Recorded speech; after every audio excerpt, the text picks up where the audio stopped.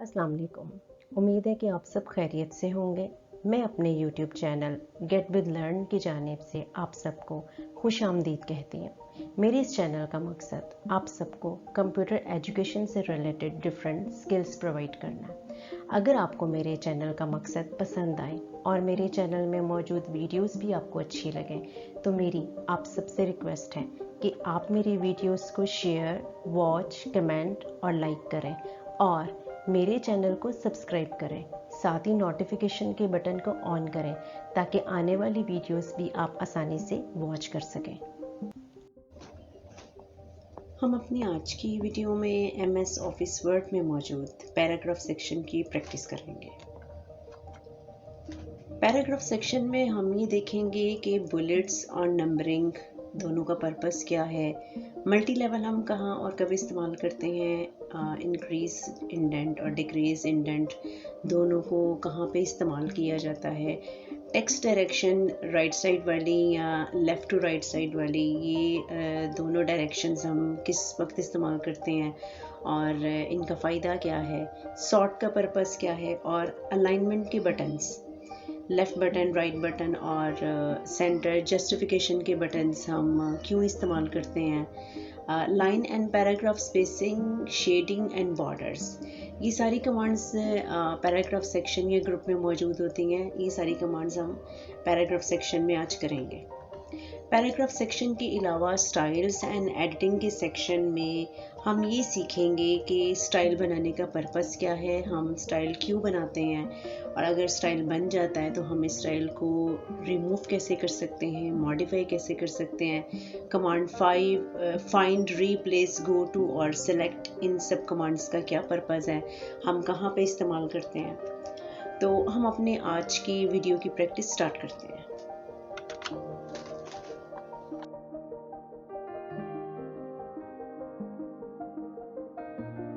Sample file type करके रखी हुई है।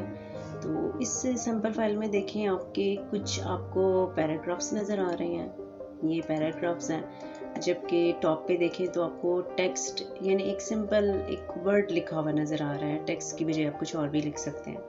तो मुझे अब इन सब पे पैराग्राफ सेक्शन की कमांड्स को अप्लाई करना है। जैसे फर्स्ट ऑफ ऑल मुझे अलाइनमेंट सेक्शन को, अलाइनमेंट के जो टाइप्स हैं, अलाइनमेंट के जो बटन्स हैं, उनको अप्लाई करना है। तो अलाइनमेंट का मतलब होता है कि जो भी टेक्स्ट आपने लिखा हुआ है वो पेज के लेफ़्ट साइड पे मौजूद है, पेज के सेंटर में मौजूद है या राइट साइड पे मौजूद है, ये अलाइनमेंट है। समटाइम्स जब हम अपनी फ़ाइल बना रहे होते हैं तो उस दौरान हमने अपने टेक्स्ट को पेज के सेंटर में मूव करना होता है या राइट साइड पे मूव करना होता है। पैराग्राफ्स अगर हमने लिखी हो तो पैराग्राफ्स में मौजूद लाइंस को हमने इक्वल करना होता है। तो ये सारे काम हम अलाइनमेंट के बटन्स के साथ करते हैं। अब अलाइनमेंट के बटन्स में देखिए, सबसे पहले आपको लिखा हुआ नज़र आ रहा है अलाइन लेफ़्ट।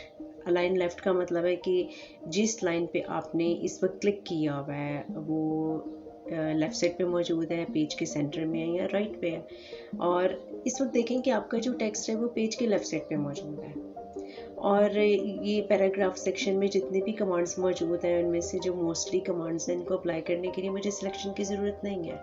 मैं सिर्फ और सिर्फ उस लाइन पे क्लिक करूँगी जिसके ऊपर मुझे चेंज देना है। जैसे मैंने एक सिंपल टेक्स्ट लिखा हुआ है, एक वर्ड, मुझे इसे पेज के सेंटर में मूव करना है। तो यहाँ देखें पैराग्राफ का जो ग्रुप है या ये जो पैराग्राफ का सेक्शन है, इसमें देखें आपको लिखा हुआ नज़र आ रहा है सेंटर। जब आप सेंटर पे क्लिक करेंगे तो आपका टेक्स्ट सेंटर पे आ जाएगा। और अगर आप अलाइन राइट के बटन पे क्लिक करेंगे आपका टेक्स्ट पेज के राइट साइड पे चला जाएगा।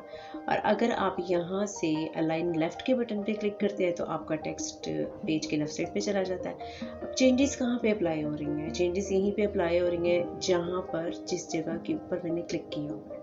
और ये जो लेफ़्ट का बटन है, अलाइन लेफ़्ट है, या ये जो सेंटर का बटन है, या आपको ये जो अलाइन राइट लिखा हुआ नज़र आ रहा है, इनके ऊपर आपको शॉर्टकट कीज़ भी नज़र आ रही हैं। यानी जैसे देखिए, ये जो टेक्स्ट है, मुझे अगर इसे पेज के राइट साइड पे मूव करना है तो मैं कंट्रोल के साथ R प्रेस करूँगी। पेज के सेंटर में मूव करना है, कंट्रोल के साथ E प्रेस करूँगी।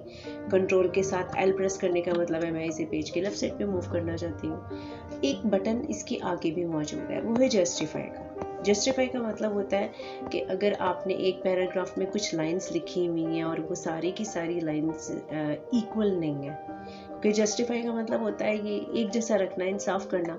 तो ये जो लाइंस हैं ये सारी की सारी लाइंस इक्वल नहीं है, इन सब लाइंस को अगर हमने इक्वल करना है तो फिर हम जस्टिफाई के बटन पे क्लिक करते हैं। जस्टिफाई के बटन पे हम क्लिक कर देते हैं और आप कंट्रोल के बटन के साथ जे भी प्रेस कर सकते हैं। इसी तरीके से देखें, इस पैराग्राफ में मौजूद लाइंस को भी मुझे जस्टिफाई करना है, मैं जस्टिफाई के बटन पे क्लिक करूँगी, ये जस्टिफाई है। यहाँ पे क्लिक करती हूँ, इस पैराग्राफ पे इसको भी मैं जस्टिफाई कर सकती हूँ। तो अगर तो आपने एक पैराग्राफ में मौजूद लाइंस को इक्वल करना है तो फिर तो उस पैराग्राफ के ऊपर आप क्लिक करें और जस्टिफाई के बटन पे क्लिक कर दें। लेकिन अगर आपने सारे के सारे पैराग्राफ्स में जितनी भी लाइंस लिखी हुई हैं, ये जो मल्टीपल पैराग्राफ्स हैं, सबको जस्टिफाई करना है, तो आपको सारे के सारे पैराग्राफ्स को सिलेक्ट करना पड़ेगा। इसके लिए आपने क्या करना है कि उस पैराग्राफ के बिल्कुल शुरू में माउस पॉइंटर लेके आए, आपका माउस पॉइंटर एरो के आइकन में चेंज हो जाता है और एरो की डायरेक्शन देखें आप कि वो पैराग्राफ की तरफ है। तो माउस के लेफ्ट बटन प्रेस करते हुए आप इसे नीचे की तरफ ड्रैग करें, देखिए मल्टीपल कॉलम्स पैराग्राफ सिलेक्ट हो जाते हैं। अब आप यहाँ से जस्टिफाई के बटन पे क्लिक कर दें तो ये देखें सारी की सारी लाइंस जो है वो इक्वल हो चुकी हैं। यही जस्टिफाई का पर्पज़ है। जस्टिफाई से आगे एक बटन आपको नज़र आ रहा है, ये है line spacing, line and paragraph spacing, कि आपके पैराग्राफ में जो लाइंस हैं इनमें आपने स्पेसिंग बढ़ानी है। अगर तो आपने बढ़ानी है आप क्लिक करें इस बटन पे और स्पेसिंग के पॉइंट्स देख लें आपने कितनी स्पेसिंग देनी है। अब ये तो एक पैराग्राफ की सूरत में है। अगर आपने यही काम मल्टीपल पैराग्राफ्स की सूरत में करना है तो मल्टीपल पैराग्राफ्स को सिलेक्ट करें और सिलेक्ट करने के बाद यहाँ देखें, आप यहाँ से लाइन स्पेसिंग की ऑप्शन को यूज़ कर सकते हैं। ये देखें इस तरीके से भी पैराग्राफ में मौजूद लाइंस में गैप आ जाता है और ये मल्टीपल पैराग्राफ्स पे चेंजेस आ रही हैं क्योंकि मैंने मल्टीपल को सिलेक्ट किया है। अगर तो आपने एक पैराग्राफ पे क्लिक करना है, एक पैराग्राफ के ऊपर चेंजेस देनी है तो फिर सिलेक्शन की ज़रूरत नहीं है। मल्टीपल की सूरत में आपको मल्टीपल पैराग्राफ्स को सिलेक्ट करने की ज़रूरत पड़ेगी। आप दोबारा से इसी पे क्लिक करें लाइन एंड पैराग्राफ स्पेसिंग पे और इसको 1.0 पे सेट कर दें। अब इसके साथ देखें एक और बटन है, ये है शेडिंग का, कि किसी पैराग्राफ में लाइंस अगर आपने लिखी हुई हैं और उस पैराग्राफ में मौजूद लाइंस को आपने हाईलाइट करना है, आपने प्रोमिनेंट करवाना है, तो फिर आप यहाँ से ये शेडिंग के एरो पे क्लिक करें, चूज़ कर लें आप कोई भी कलर यहाँ से। और साथ देखें आपको एक और बटन नज़र आ रहा है बॉर्डर्स का, कि ये बॉर्डर के चारों तरफ अगर आप एक लाइन ड्रॉ करना चाहते हैं इस टेक्स्ट को हाईलाइट करने के लिए, एक बाउंड्री शो करने के लिए। अब ये जो शेडिंग कलर है, ये जो बाउंड्री है, हम ज़ाहिर है किसी स्पेसिफिक टेक्स्ट पे ही देंगे। तो ये आप यहाँ से लेंगे बॉर्डर्स के एरो पे क्लिक करेंगे, यहाँ से देख लें कि आपने जो भी बॉर्डर देना है बॉर्डर का स्टाइल चूज़ करें, आउटसाइड बॉर्डर या जो अपने टॉप वाला बॉर्डर देना है, या आपने बॉर्डर नहीं देना, जो बॉर्डर भी देना है। इवन कि अगर आपने बॉर्डर ड्रॉ करना है तो आप ड्रॉ टेबल की मदद से भी अपना बॉर्डर ड्रॉ कर सकते हैं। तो आप जो भी बॉर्डर लेना चाहें वो आप ले सकते हैं। तो अगर बॉर्डर नहीं देना तो आप नो बॉर्डर पे क्लिक करें और शुरू में ये देखें, इससे पहले आपको शेडिंग नज़र आ रहा है, आप इसी के एरो पे क्लिक करने के बाद नो कलर रख लें अगर आपने कलर भी इसका ख़त्म करना है तो। बिल्कुल ऊपर अगर हम चले जाते हैं यहाँ से ये पैराग्राफ के ग्रुप में मौजूद ये जो नीचे वाली रो में मौजूद कमांड्स को करने के बाद ये देखें कि आपको नज़र आ रहा है, ये बुलेट्स नज़र आ रहा है और बिल्कुल इसी तरीके से आपको नज़र आ रहा है नंबरिंग। अब ये जो बुलेट्स होती हैं या ये जो नंबरिंग होती हैं ये हम एक लिस्ट पे अप्लाई करते हैं। बुलेट्स का मतलब होता है अनऑर्डर्ड लिस्ट, कि अगर आपने एक ऐसी लिस्ट बनानी है जिस पे आपने आइटम्स को स्पेसिफाई तो करना है, आपने अलग-अलग आइटम्स की एक लिस्ट तो बनानी है, लेकिन ज़रूरी नहीं है कि आप हर आइटम से पहले नंबरिंग दें। आप कोई डिज़ाइन भी स्पेसिफिक कोई सिंबल भी दे सकते हैं। तो इसके लिए हम बुलेट्स यूज़ करते हैं, यानी कि ये एक लिस्ट तो है लेकिन ये अनऑर्डर्ड लिस्ट है। और अगर आपने एक लिस्ट बनानी है नंबरिंग की सूरत में तो फिर हम उसको बोलते हैं ऑर्डर्ड लिस्ट। पहले हम ये करके देखते हैं। हम यहाँ से जाते हैं बुलेट्स पे, हम बुलेट्स पे क्लिक करते हैं और ये मैं कोई भी एक बुलेट चूज़ कर लेती हूँ। जैसे मैं ये एक बुलेट चूज़ कर लेती हूँ और मैं जैसे यहाँ पे एक अपनी लिस्ट में मौजूद एक आइटम लिख लेती हूँ। जैसे कि मैं मेरी लिस्ट में डिफरेंट आइटम्स हैं तो वो जो आइटम्स हैं वो मैं अलग-अलग करके लिख रही हूँ। राइस लिखा है मैंने, अब एंटर किया, एंटर करने के बाद जैसे कि मैं लिख रही हूँ शुगर लिखने के बाद मैं एंटर करूँगी तो मैं अगली वाली आइटम दे सकती हूँ जैसे कि ऑयल। तो ये लिखने के बाद मैं जैसे ही एंटर का बटन प्रेस कर रही हूँ ना, तो एक बुलेट मुझे बना हुआ नज़र आ रहा है। यानी आप एक दफ़ा ऑन कर देते हैं बुलेट को और टाइप करते हैं, जब आप अगली लाइन पे जाना चाहें तो आप जा सकते हैं एंटर का बटन प्रेस करते हुए। और अगर आपने ख़त्म करना है ये, तो आप दोबारा से यहाँ चले जाएं। ये बुलेट आपको नज़र आ रहा है, बुलेट्स के ऊपर क्लिक करें तो ये ख़त्म भी हो जाता है। अब अगर हमने एक ऐसी लिस्ट क्रिएट करनी है जिसमें आइटम्स को तो स्पेसिफिक किया जाए लेकिन नंबरिंग की सूरत में किया जाए, हम उसको बोलते हैं ऑर्डर्ड लिस्ट। तो इसके लिए हम यहाँ से लेंगे, नंबरिंग के एरो पे क्लिक करेंगे। वहाँ पे क्लिक करने के बाद देखें नंबरिंग का आप कोई भी फॉर्मेट ले लें। जैसे नंबरिंग का ये एक मैं फॉर्मेट ले लेती हूँ, इसके ऊपर मैं क्लिक करती हूँ और जैसे अब मेरी पहली एक लिस्ट में मौजूद फर्स्ट आइटम है, जैसे मेरे पास मौजूद है एक फर्स्ट आइटम हमारा जो एक कोर्स है कंप्यूटर एप्लीकेशन का, ठीक है, मैं वो लिख देती हूँ। लिखने के बाद मैंने अब एंटर किया। एंटर करने के बाद जैसे मैं अब अगला लिख देती हूँ, ग्राफिक्स लिख देती हूँ। और ग्राफिक्स लिखने के बाद जैसे अगला एक कोर्स लिख देती हूँ मैं SEO का। तो अब मैं इसमें जो भी मैं आइटम लिख रही हूँ ना लिस्ट में मौजूद, तो लिखने से पहले जब मैं एंटर का बटन प्रेस करती हूँ तो मुझे एक नंबर नज़र आता है। मैं लिखूंगी और एंटर करूंगी तब नंबर नज़र आएगा, और अगर मैं बगैर लिखे एंटर कर देती हूँ ना तो ये नंबर चला जाता है। आप इस लिस्ट में मौजूद नंबर्स को इस तरीके से भी ख़त्म कर सकते हैं कि सारी लिस्ट को आप सेलेक्ट करें। सेलेक्ट करने के बाद आप यहाँ से जो आपको नंबरिंग नज़र आ रहा है आप इसके ऊपर क्लिक करते हैं तो ये चला जाएगा। बिल्कुल इसी तरीके से ऊपर जो आपने एक लिस्ट क्रिएट की थी उसमें भी मौजूद आइटम्स को आप सिलेक्ट करें और फिर दोबारा से आप यहाँ पे क्लिक कर दें बुलेट्स पे, तो ये भी ख़त्म हो जाएगा। आ भी इसी तरीके से जाता है, एक्टिवेट भी इसी तरीके से ये कमांड हो जाती है। आगे देखें यहाँ जाते हैं, हम इन सबको भी सिलेक्ट करके इसके ऊपर भी हम जो एक नंबरिंग का फॉर्मेट है वो लगा देते हैं। जो भी आपने नंबरिंग का फॉर्मेट देना है वो दे सकते हैं। तो इसके साथ एक और ये बटन मौजूद है मल्टी लेवल का। तो मल्टी लेवल को करवाने से पहले यहाँ देखें दो और बटन है, जैसे इंक्रीज इंडेंट है, डिक्रीज इंडेंट है। तो ये जो इंक्रीज इंडेंट है ना, इसका मतलब होता है कि आपने जो भी टेक्स्ट टाइप किया हुआ है उसको आप थोड़ा सा आगे की तरफ मूव करना चाहते हैं। जैसे कोई ऑफिशियली हम लेटर लिखते हैं या हम ऑफिशियली कोई एप्लीकेशन लिखते हैं, हमने अपना टेक्स्ट थोड़ा सा आगे मूव करके लिखना हो, तो फिर हम उस लाइन के ऊपर क्लिक करेंगे। क्लिक करने के बाद देखिए यहाँ हम इंक्रीज इंडेंट के बटन पे क्लिक करते हैं तो देखिए हमारा टेक्स्ट ग्रेजुअली आगे की तरफ बढ़ रहा है स्पेसिंग के साथ। और यहाँ देखें अगर मैं डिक्रीज इंडेंट पे क्लिक करती हूँ तो मेरा टेक्स्ट बैक यानी पीछे की तरफ मूव हो रहा है। ये काम हम शॉर्टकट की से भी कर सकते हैं कि आप सिंबल टेक्स्ट से पहले क्लिक करें, सिंबल टेक्स्ट से पहले क्लिक करना है, बाद में नहीं करना। टैब का बटन प्रेस करें कीबोर्ड पे, आप वो प्रेस करते जाएंगे तो हमारा टेक्स्ट आगे की तरफ मूव होता जाएगा। ये जब मैं होम टैब कंप्लीट करा लूँगी तो होम टैब से रिलेटेड जो शॉर्टकट कीज़ होंगी ना हर कमांड की, तो उसकी मैं एक अलग वीडियो बनाऊँगी। अच्छा, मैंने टैब का बटन प्रेस किया और आगे ही जा रही हूँ मैं, तो मेरा टेक्स्ट जो है वो आगे की तरफ इंक्रीज़ होता जा रहा है, जिसको हम इंडेंट बोलते हैं। और इसी टेक्स्ट से पहले क्लिक करने के बाद अगर मैं बैक स्पेस करूँगी ना टेक्स्ट से पहले क्लिक करने के बाद, तो फिर मेरा टेक्स्ट पीछे की तरफ जाएगा। अगर आप टेक्स्ट के बाद में क्लिक करते हैं और बैक स्पेस करते हैं तो जाहिर है कि वो तो इस टेक्स्ट को इरेज करेगा।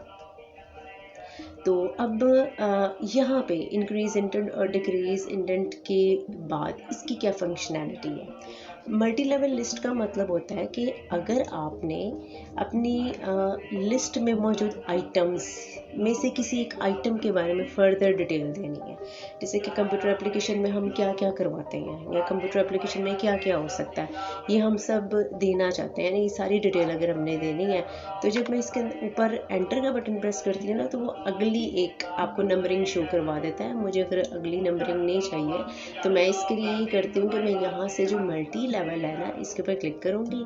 इसके ऊपर क्लिक करने के बाद यहाँ देखें, यहाँ इसके ऊपर मैंने पहले क्लिक किया और यहाँ से फिर मैंने ये चूज़ कर लिया इंक्रीज इंडेंट।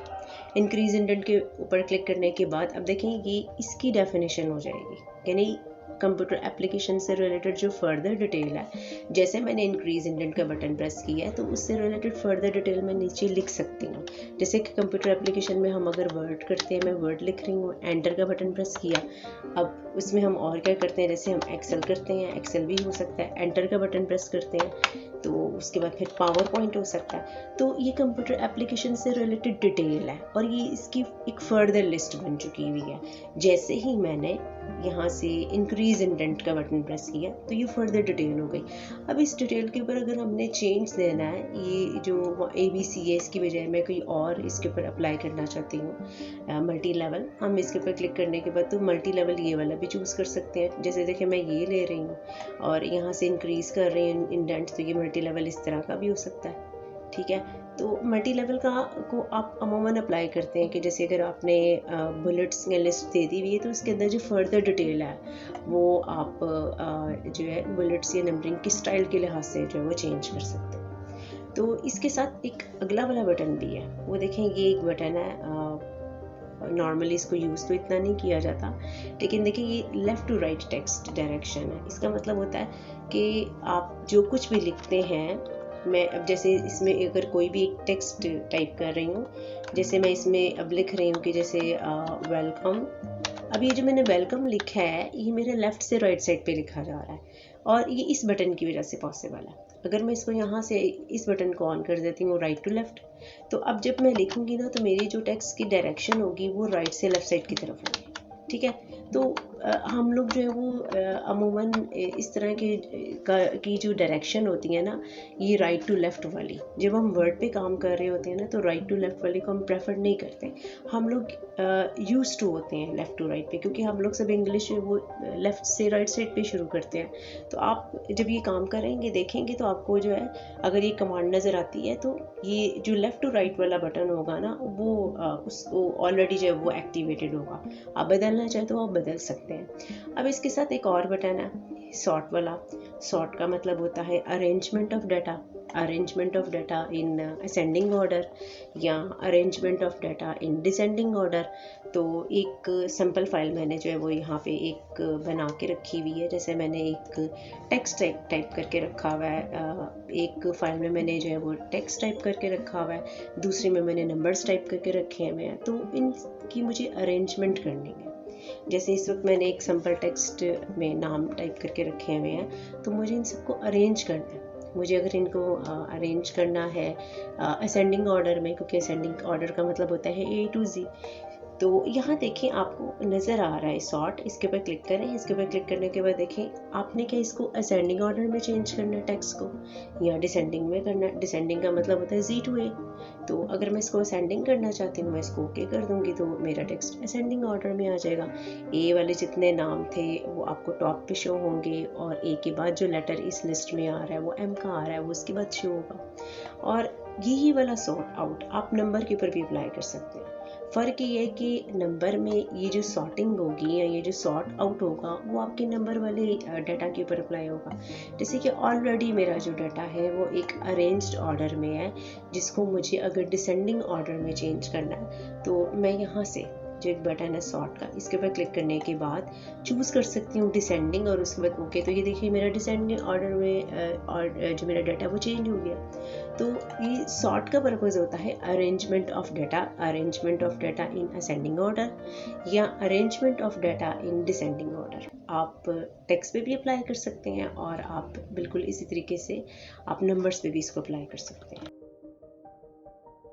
पैराग्राफ सेक्शन के बाद यहाँ देखिए आगे से आपको ये स्टाइल्स का सेक्शन नज़र आ रहा है। स्टाइल्स के सेक्शन में कुछ बिल्ट इन स्टाइल्स अवेलेबल होते हैं, जैसे बनी बनाई कुछ फॉर्मेटिंग्स होती हैं। जब हम स्टाइल्स के ऊपर क्लिक करते हैं इसके डाउन एरो पे तो ये देखिए बनी बनाई कुछ फॉर्मेटिंग है। जैसे अगर मुझे वो फॉर्मेटिंग इस लाइन के ऊपर अप्लाई करनी है तो ये हम देखेंगे कि लाइन के ऊपर सिर्फ मैंने क्लिक किया है और ये देखेंगे स्टाइल यहाँ पे अप्लाई हो रहा है, यहाँ पे अप्लाई हो रहा है, यहाँ पे अप्लाई हो रहा है। तो कुछ रेडीमेड स्टाइल्स इसमें ऑलरेडी अवेलेबल है और अगर आप अपना स्टाइल खुद से भी क्रिएट करना चाहें तो वो आप स्टाइल सेक्शन को यूज़ करते हुए कर सकते हैं। पहले तो देखिए ये जो बिल्ट इन है, मैं क्या करूँगी, मुझे जहाँ पे अप्लाई करना है मैं उस पैराग्राफ के अंदर या मैं उस टेक्स्ट के ऊपर क्लिक कर दूँगी। उसके बाद ये स्टाइल्स का सेक्शन है, तो इस सेक्शन को हम ओपन करते हैं। इसमें से हम देखते हैं कि हमने कौन सा वाला स्टाइल अप्लाई करना है, हम उसके ऊपर क्लिक कर देते हैं, वो अप्लाई हो जाता है स्टाइल। तो अगर तो मुझे अपनी मर्ज़ी से स्टाइल क्रिएट करना है तो, और हम अपनी मर्ज़ी से स्टाइल क्यों क्रिएट करते हैं, फ़र्ज़ करें कि अगर हम एक बुक कंपोज़ कर रहे हैं और ज़ाहिर है कि उस बुक के अंदर काफ़ी ज़्यादा हेडिंग्स होती हैं, उस बुक में काफ़ी ज़्यादा डेफिनेशंस होती हैं। हमने हेडिंग्स सारी की सारी हेडिंग्स को एक ही तरह का स्टाइल देना है, डेफिनेशंस को मुझे अगर एक ही तरह का स्टाइल देना है तो बार बार फ़ॉन्ट सेक्शन में जाकर हर एक बटन के ऊपर क्लिक करके चेंजेस देने की बजाय हम वो सारी की सारी फॉर्मेटिंग अपने हिसाब से अलग से सेव कर सकते हैं स्टाइल्स की सूरत में। तो इसके लिए हम स्टाइल क्रिएट करेंगे। स्टाइल्स को क्रिएट करने के लिए स्टाइल्स के सेक्शन में यहाँ हम जाते हैं, नीचे क्लिक करते हैं और यहाँ देखिए आपको नज़र आ रहा है क्रिएट अ स्टाइल। हम इसके ऊपर क्लिक करते हैं। वहाँ इसके ऊपर क्लिक करने के बाद अब मैं अपने स्टाइल का नाम रख लेती हूँ। जैसे हेडिंग्स के लिए मैं एज रख लेती हूँ स्टाइल, और अब मुझे हेडिंग्स सब साइज़ के लिहाज से, कलर के लिहाज से अपनी फ़ाइल में एक जैसी करनी है। तो मैं यहाँ से मॉडिफाई पे क्लिक करूँगी। मॉडिफाई पे क्लिक करने के बाद सारी हेडिंग्स का साइज़ क्या होना चाहिए, जैसे कि सारी हेडिंग्स का साइज़ अगर 18 होना चाहिए, मैं 18 चूज़ करूँगी। फ़ॉन्ट यानी राइटिंग स्टाइल एरियल ब्लैक रख लेती हूँ। सारी हेडिंग्स को मैं चाह रही हूँ कि पेज के लेफ़्ट साइड पे हो, वो सारी की सारी हेडिंग्स, और सारी हेडिंग्स का कलर मुझे ब्लू कलर में चाहिए, जैसे ये ब्लू कलर है। और अब मैं इसको कर देती हूँ ओके। अब मुझे ये कहाँ कहाँ पे अप्लाई करना है, जैसे देखिए एक मैंने हेडिंग अगर यहाँ बना के रखी हुई है तो मैं एज पे क्लिक कर दूँगी। एक हेडिंग अगर मैंने यहाँ बना के रखी हुई है तो ये देखें स्टाइल्स के सेक्शन में मुझे एज नज़र आ रहा है, मैं इसके ऊपर क्लिक कर दूँगी तो क्या होगा कि वो फौरी तौर पे अप्लाई होती जा रही हैं। मुझे हर टेक्स्ट को सेलेक्ट करके हर एक बटन के ऊपर क्लिक करके चेंजेस देने की ज़रूरत नहीं है। जैसे मैं साइज़ नहीं बदल रही, फ़ॉन्ट साइज़ में जाके मैं फ़ॉन्ट नहीं बदल रही फ़ॉन्ट के सेक्शन में जाके, तो मैं ये सारा काम जो है वो यहाँ कर रही हूँ जहाँ पे मैंने पहले से एक सिंपल प्लेन टेक्स्ट लिखा हुआ है। मैं अब यहाँ क्लिक करती हूँ, इसको भी मैं एक हेडिंग कंसिडर कर लेती हूँ और ये देखें एज के ऊपर क्लिक कर दें। यहाँ से भी देखें इसको भी अगर मैं एक हेडिंग बना लेती हूँ और इसके ऊपर भी मैं क्लिक करके तो ये देखें ये एज पे क्लिक कर देती हूँ तो ये सारी हेडिंग्स फौरी तौर पे जो है वो चेंज होती जा रही हैं। तो फाइल आपकी क्विकली एडिट होती है। अब हम क्या एक नया स्टाइल क्रिएट कर सकते हैं, तो बिल्कुल हम एक नया स्टाइल क्रिएट कर सकते हैं। बिल्कुल एक नया स्टाइल क्रिएट करने के लिए आपने वही सेम स्टेप्स फॉलो करने हैं। और अब मैं अपने स्टाइल का नाम रखूँगी डी फॉर डेफिनेशंस। तो इसके लिए मैं स्टाइल्स के एरो पे ही क्लिक करती हूँ। अब मैं यहाँ से क्रिएट स्टाइल पे क्लिक कर देती हूँ। इस स्टाइल का नाम रख लेती हूँ मैं डी। आप अपनी मर्ज़ी से स्टाइल अपने नाम पे भी रख सकते हैं, किसी और नाम पे भी रख सकते हैं, कोई भी मीनिंगफुल नेम आप रख सकते हैं as a style name. Modify में जाते हैं हम, तो अब मुझे सारी डेफिनेशंस का साइज़ जो है वो अगर 14 करना है। सबका जो फ़ॉन्ट यानी राइटिंग स्टाइल है मुझे एरियल करना है, एरियल बॉडी CS, और कलर जो है वो मुझे सबका ब्लू करना है, या मैं सबका कलर ब्लैक ही रहने देती हूँ। देख लेते हैं हमने कोई लाइट या थोड़ा सा डार्क या कोई भी कलर हम चूज़ कर लेते हैं। अब हम इसको कर लेते हैं ओके। अब वो स्टाइल हम कहाँ अप्लाई करेंगे, देखिए मेरा कर्सर यहाँ पे मौजूद था तो स्टाइल खुद ब खुद अप्लाई हो गया। अब मैं यहाँ पे करना चाहती हूँ तो ये देखें डी वाला स्टाइल खुद ब खुद अप्लाई हो गया। यहाँ देखें यहाँ पे क्लिक किया, डी वाला स्टाइल खुद ब खुद अप्लाई हो गया। तो क्या फ़ायदा हुआ है, आपकी फ़ाइल क्विकली फॉर्मेट हो रही है। आपकी फ़ाइल अगर बुक की सूरत में है, आप बुक की सूरत में अपनी फ़ाइल को क्रिएट करने के बाद ये हेडिंग्स या डेफिनेशंस दे सकते हैं, देना चाहते हैं तो अब स्टाइल बनाएंगे। अच्छा, अब अगर हम स्टाइल को मॉडिफाई करना चाहें, जैसे मुझे इसका कलर ब्लैक रखना है, मैं राइट क्लिक करूँगी और यहाँ से मॉडिफाई में चली जाऊँगी। वहाँ पे जाने के बाद मैं इसका कलर ब्लैक भी रख सकती हूँ, ओके कर देती हूँ। अब जहाँ जहाँ पे अप्लाई हुआ है देखिए ऑटोमेटिकली मेरे स्टाइल का कलर क्या हो चुका है, डी स्टाइल का कलर ब्लैक हो चुका है। आप राइट क्लिक करने के बाद किसी भी स्टाइल को यहाँ से रिमूव भी कर सकते हैं, जैसे कि रिमूव फ्रॉम स्टाइल गैलरी। अगर आप स्टाइल को नहीं रखना चाहते हैं, यहाँ देखें यहाँ पे जाते हैं और रिमूव फ्रॉम स्टाइल गैलरी, वो भी रिमूव हो गया। अब आप इसको अप्लाई ही नहीं कर सकते। ये जो अब नज़र आ रही है आपको फॉर्मेटिंग, ये तो हमने पहले से दी हुई थी। तो स्टाइल इस तरीके से जो है वो आप फौरी तौर पे क्विकली एडिटिंग के लिए यूज़ कर सकते हैं। बुक्स को कंपोज करने के लिए, किसी टॉपिक पे अगर आप थीसिस बना रहे हैं जिनमें ढेर सारी हेडिंग्स हैं, डेफिनेशंस हैं, तो वो आप सारा काम प्लेन सिंपल टेक्स्ट में लिख लें और स्टाइल्स की सूरत में आप डेफिनेशंस लिख लें। आप स्टाइल्स की सूरत में हेडिंग्स का जो स्टाइल है वो अलग से क्रिएट कर लें। पहले सारी फाइल आप सिंपल टाइप कर लें प्लेन टेक्स्ट के साथ, और टाइप करने के बाद उसके बाद आप क्या कर सकते हैं कि जो स्टाइल्स आप बनाना चाहें अपने हिसाब से वो आप बना सकते हैं। तो ये सारा स्टाइल्स का जो वो पर्पज़ है उसको हम चाहे तो डिलीट भी कर सकते हैं और चाहे तो हम एडिट भी कर सकते हैं, जिसको हम मॉडिफाई बोलते हैं, जैसे मैंने अभी आपके सामने किया था। तो अब आगे देखें, एडिटिंग का सेक्शन है। ये एडिटिंग का सेक्शन है जिसमें हम ये पहले देखते हैं सेलेक्ट कि do you want to select all text. वैसे इसमें ऑब्जेक्ट्स वगैरह भी हैं, लेकिन अभी मैं सिर्फ सेलेक्ट ऑल पे काम कर रही हूँ। मैंने अभी ऑब्जेक्ट्स पे काम करना आपको नहीं बताया। तो do you want to select all, तो आप सेलेक्ट ऑल पे क्लिक कर दें, या सिलेक्शन ख़त्म करनी है कहीं पे भी क्लिक करें और सिलेक्शन ख़त्म हो गई। अब शॉर्टकट की है कंट्रोल के साथ आप ए प्रेस करें तब भी आपका सारा टेक्स्ट सेलेक्ट हो जाता है। तो एक सेलेक्ट करने का ये तरीका हो गया। दूसरा, अगर आपने अपनी फाइल में कोई टेक्स्ट, इंपॉर्टेंट टेक्स्ट तलाश करना है, फाइंड आउट करना है, जैसे मुझे अपनी इस फाइल में वर्ड हेडर को फाइंड आउट करना है कि हेडर वर्ड कहाँ लिखा हुआ है, तो मैं फाइंड के बटन पे क्लिक करूँगी। ये देखिए ये फाइंड है, जिसकी शॉर्टकट की आपको नज़र आ रही है कंट्रोल के साथ F। तो मैं कंट्रोल के साथ F भी प्रेस कर सकती हूँ, मेरे सामने ये फाइंड यानी कि सर्च का बॉक्स आ जाता है। या मैं ये भी कर सकती हूँ कि मैं यहाँ से जाती हूँ, फाइंड के ही बटन पे क्लिक कर देती हूँ और यहाँ देखें फाइंड में मैं जाके लिख देती हूँ हेडर।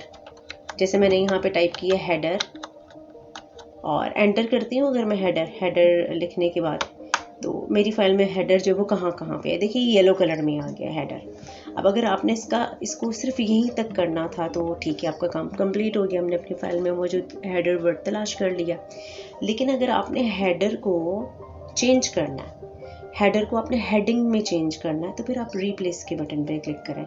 ये रिप्लेस का बटन है, इसके ऊपर क्लिक करने के बाद हेडर के नीचे जाके जैसे मैं लिख देती हूँ हेडिंग्स, मैंने यहाँ पे जैसे लिख दिया हेडिंग्स। अब जैसे मैं हेडिंग्स लिखती हूँ और इसको कर देती हूँ रिप्लेस, तो हेडिंग जहाँ पे हेडर था वो एक ही दफ़ा हेडर जहाँ लिखा हुआ तो हेडिंग में आ चुका है, चेंज हो गया। अगर मैं रिप्लेस ऑल पे क्लिक करती हूँ ना, तो ये देखिए यहाँ पे भी एक हेडर का वर्ड था जो कि हेडिंग में चेंज हो गया हुआ है। तो वो जहाँ पे भी हेडर होगा ना, वो सारा का सारा जो है वो हेडिंग्स में चेंज हो जाएगा। हेडर जो है वो हेडिंग्स में चेंज हो चुका हुआ है, आप खुद इसको चेक कर सकते हैं। जैसे देखें, अब अगर मैं यहाँ जाती हूँ सर्च में और सर्च में जाने के बाद अब मैं हेडर की बजाय लिख देती हूँ यहाँ पे हेडिंग्स लिखती हूँ और हेडिंग्स लिखने के बाद एंटर करती हूँ, तो जहाँ पे ढेर सारी वो हेडिंग्स हैं सारा येलो हो जाता है। ये देखें, तो काफ़ी जगहों पे हेडिंग्स लिखा हुआ है, ये सारा हेडिंग्स की बजाय हेडर था, तो उसको रिप्लेस कर देगा यानी कि चेंज कर देगा। तो किसी भी फाइल में मौजूद किसी भी स्पेसिफिक टेक्स्ट को फाइंड आउट करने के लिए आप फाइंड यूज़ करते हैं। सिर्फ और सिर्फ अगर आपने फाइंड करना है तो ठीक है, लेकिन अगर आपने इसको चेंज करना है एक वर्ड से दूसरे वर्ड में, तो फिर है आप इस्तेमाल करेंगे रिप्लेस की शॉर्टकट की होती है कंट्रोल के बटन के साथ एज। आप कंट्रोल के बटन के साथ एज प्रेस करें तो तब भी रिप्लेस आ जाता है। अच्छा, इसके अलावा अगर आप कीबोर्ड पे एक बटन होता है फंक्शन कीज में से एक बटन F5, आप वो प्रेस करते हैं तो तब भी आपको ना फाइंड एंड रिप्लेस का बॉक्स शो हो जाता है। ये F5 का बटन प्रेस किया तो देखिए फाइंड, रिप्लेस और साथ में आपको गो टू भी नज़र आ रहा है। अभी हमने गो टू भी करना है। गो टू का पर्पज़ होता है, देखिए नाम से जाहिर है गो टू का मतलब क्या है। पहले तो ये है कि गो टू का मतलब है जाना। तो अब फाइल में कहाँ पे जाना है, गो टू का पर्पज़ है यहाँ पे कि आपकी फ़ाइल में अगर काफ़ी ज़्यादा पेजेस मौजूद हैं तो नीचे हम स्टेटस बार पे देखते हैं मेरी फ़ाइल में सिर्फ और सिर्फ एक ही पेज मौजूद है। अगर पेजेस ज़्यादा नहीं है, आपकी फ़ाइल में काफ़ी ढेर सारी लाइंस हैं, आपने किसी स्पेसिफिक लाइन पे जाना है, आपने लाइन नंबर 50 में जाना है, 100 में जाना है, तो आप गो टू कमांड को यूज़ करेंगे। कंट्रोल के साथ आप G प्रेस कर लें, गो टू आ जाता है। या आप यहाँ जाके फाइंड और फाइंड में से भी गो टू पे क्लिक कर सकते हैं। तो यहाँ F5 भी बताया आपको। तो गो टू में देखें, गो टू व्हाट, कहाँ जाना है आपने, do you want to go to some specific page, line, paragraph, कहाँ, फिलहाल तो लाइन, आप लाइन पे क्लिक करें और उसके बाद लाइन नंबर एंटर करें। जैसे मैं लिख देती हूँ लाइन नंबर 80, मैं लाइन नंबर 80 लिखती हूँ और इसको कर देती हूँ गो टू, तो मेरा कर्सर जो वो लाइन नंबर 80 में चला जाएगा। आप मुझे कैसे पता चला कि लाइन नंबर 80 में, देखिए कर्सर यहाँ पे ब्लिंक कर रहा है। बिल्कुल इसी तरीके से अगर मैं कंट्रोल के साथ G प्रेस करती हूँ ना और लाइन में जाके मैं जैसे लिख देती हूँ लाइन नंबर 1 और इसको कर देती हूँ गो टू, तो अब मेरा कर्सर जब वो देखें वीडियो वाली जो लाइन है ना वहाँ पे चला जाए, क्योंकि ये लाइन नंबर 1 है तो यहाँ पे चला जाए। तो गो टू का मतलब होता है स्पेसिफिक लाइन में जाना।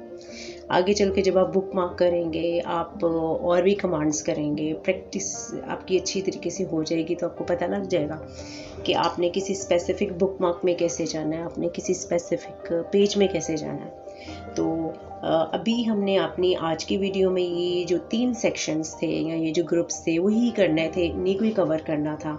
हमने पैराग्राफ सेक्शन किया, हमने स्टाइल्स का सेक्शन किया और एडिटिंग का सेक्शन किया। तो ये सारे सेक्शंस कंप्लीट करने के बाद अगर तो आपको इन तीनों सेक्शंस या ग्रुप्स से रिलेटेड कुछ समझ में नहीं आया, आप कुछ पूछना चाहते हैं, फीडबैक देना चाहते हैं, तो आप कमेंट सेक्शन में दे सकते हैं। तो जो नेक्स्ट वीडियो होगी वो हमारे होम टैब में मौजूद जितनी भी कमांड्स हमने की हैं उनकी शॉर्टकट कीज से रिलेटेड होंगी। तो हम शॉर्टकट कीज की मदद से भी आप देखेंगे, सीखेंगे।